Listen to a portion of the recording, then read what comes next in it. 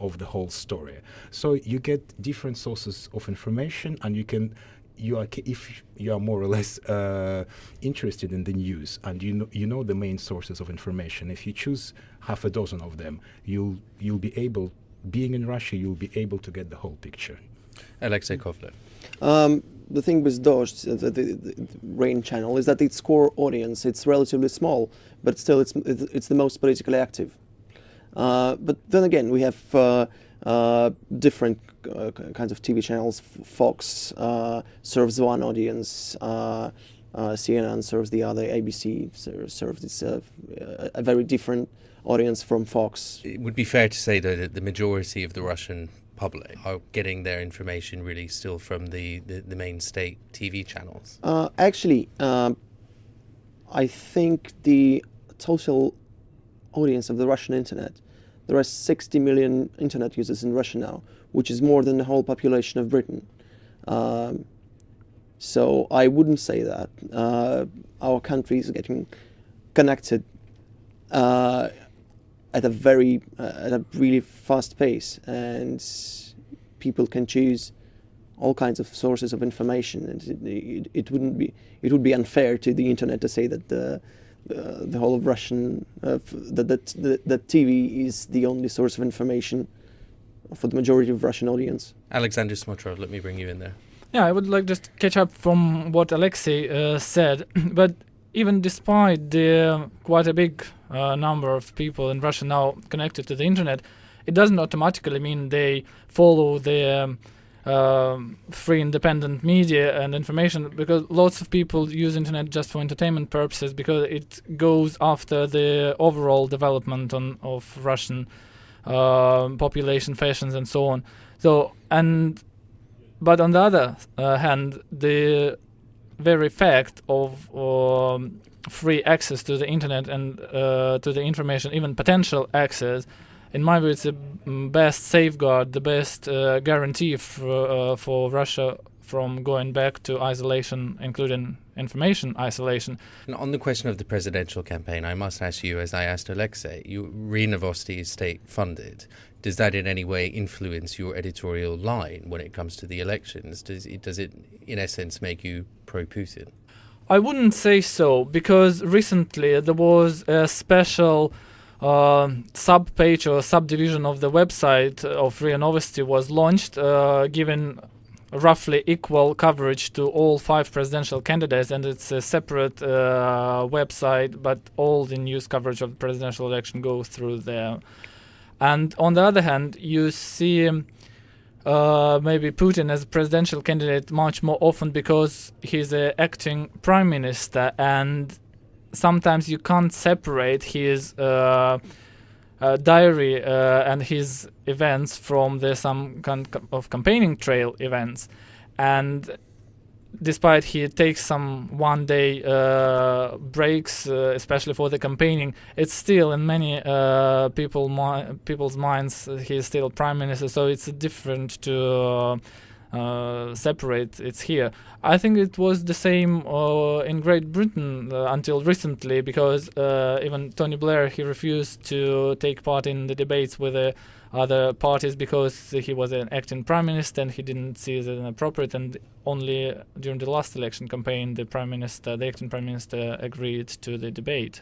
Just a reminder, you're listening to The Voice of Russia with me, Scott Craig, and our new program, Meet the Media, where this week I'm speaking with Victor Balagadde from Kommersant, Alexander Smotrov from RIA Novosti, and Alexey Kovalev from Snob. Alexey Kovalev. I would like to vouch for Alexander and RIA Novosti. I think they are providing really the most balanced and fair coverage of any topic, including the protests.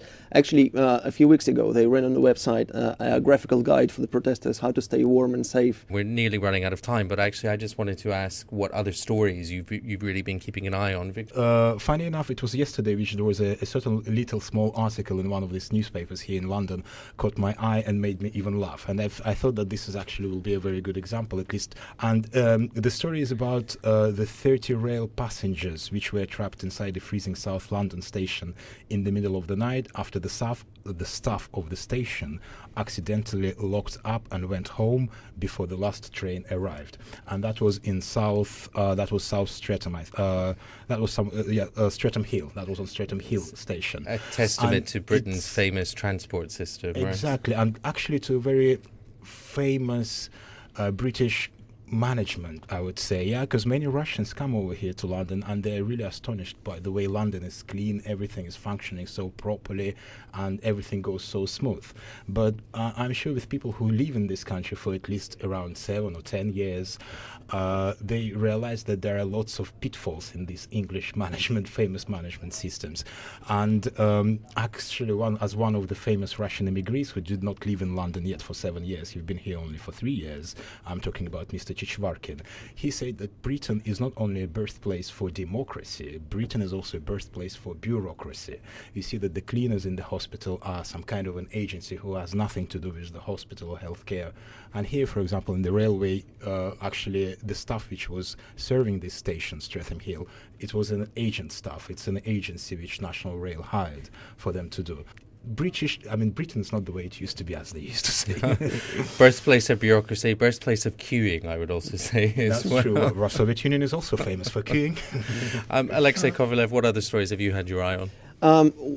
There's a topic I've been covering for the past week, is the leaking of emails of senior Russian officials, mostly connected to the Federal Agency for the Youth.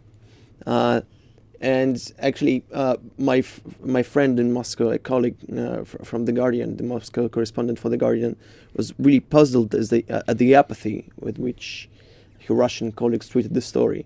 I mean, it's the Russian version of WikiLeaks. It's a potential news informational bomb. It outlines how the state funds are being handed out to hacker groups to attack the opposition websites, how the Federal Agency for the Youth hires online trolls to intimidate opposition bloggers online, and it's really millions and millions of rubles are being siphoned into very murky enterprises. But it's one that could perhaps become a huge story, though. Do you think? Yeah, I'm covering it. She's covering it, but that's it. Apart from a few, it's not even breaking news. Millions of state money, millions of taxpayer money is being used for really, really shady stuff. One to keep an eye on, for sure. Alexander Smotrov, what have you been also keeping your eye on? Yeah, if I'm thinking about some Russian-related stories I've been covering in the last week, I can think of the two big things which were very well received and discussed back home in Russia. It's obviously the weather. So because all the headlines in the British papers were playing with words like "from Russia with gloves," Arctic, Siberian weather. Even the Queen joked about the Siberian weather when planting a tree in Bedfordshire. And the most strange thing which the Russian audience can't understand, why Britain can't cope with snow which comes every year now. And I had a discussion in some comments to my article about Heathrow cancelling 1/3 of all flights instead of buying some snow equipment. And the other story was related to football, because we have kind of Russian exodus now, because lots of Russian footballers who came to England about 2-3 years ago now going back to Russian clubs, like Pavlyuchenko, or earlier Bilaledinov and Zhirkov, even earlier, and some talks about Arshavin thinking about departure now. And the other football-related thing was last week with all Premier League clubs signing a charter against homophobia, and it was discussed in Russia in a way that it's very long way for Russian clubs to go this path, and no one really thinks about this in Russian football yet. So probably it will be a good experience from Britain to transform into some Russian experience. I'm afraid we're out of time for this first edition of Meet the Media, so my thanks to my guests for coming today: Victor Balagadde from Kommersant, Alexander Smotrov from Novosti, and Alexey Kovalev from Snob. You're listening to The Voice of Russia with me, Scott Craig. Stay with us.